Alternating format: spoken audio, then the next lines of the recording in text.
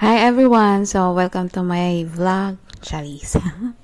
It's been a long time na hindi ako nag-voice over or nag-upload, nag-update sa aking YouTube channel.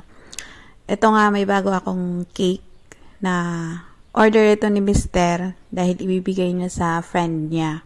So, actually, binayaran niya ito. At saka may discount siya dito. Char. So, pagdating sa business, wala tayong kinikilala.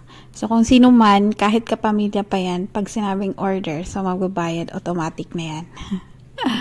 So, eto na nga.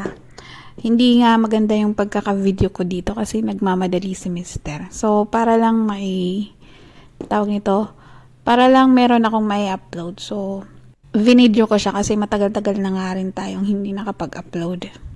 So, itong cake ay may size na 10 by 3 inches at saka may filling na whipped cream at saka mango. Bali, ang cake natin ay chiffon na may chocolate flavor. Tas ang icing nito ay whipped cream frosting. So, gagamit sana ako ng buttercream frosting nito. Kaya lang, sabi ko masebo. Yun ang disadvantage ng pag gumamit ka ng buttercream frosting. Mahirap siyang hugasan. So, minsan nagbabara at sa sink. Medyo messy sa sink. Tas nag-drip ako ng chocolate. Bali, hinalo ko siya sa whipped cream icing na para makakontrol ko yung yung pag-drip niya.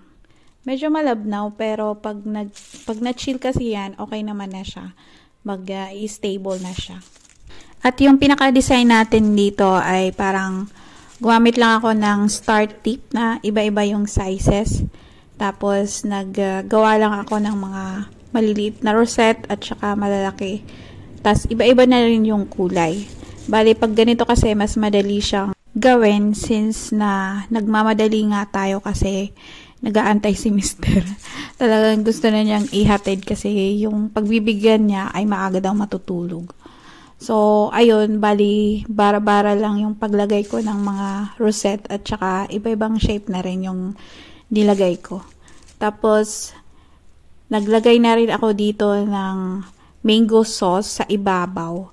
Bali, parang for dagdag attraction na rin at saka taste.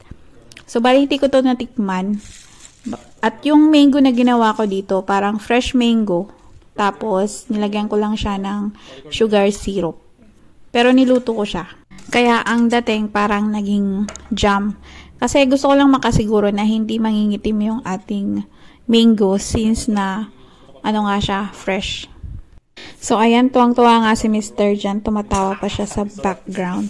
So natapos ko within 30 minutes itong cake at nailagay na rin natin sa box. At naka-receive din tayo ng very good na feedback sa kumain ng cake na to. So, nakaka-proud lang kasi mga Egyptian sila.